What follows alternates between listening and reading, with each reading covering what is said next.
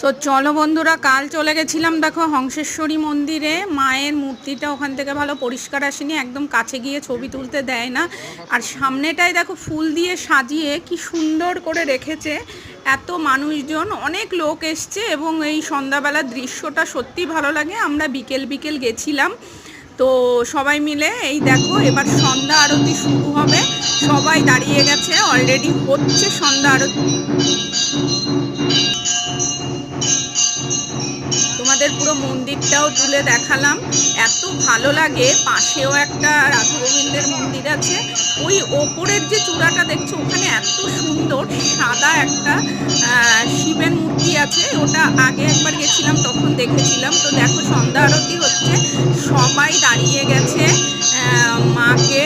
এখন যাই হোক, ভয়েস দিতে গিয়ে অনেক ঠুকলেও কথা বলে ফেলি, কি করব, সেইভাবে তো অভ্যাস নেই। তো চলো আজ বাই।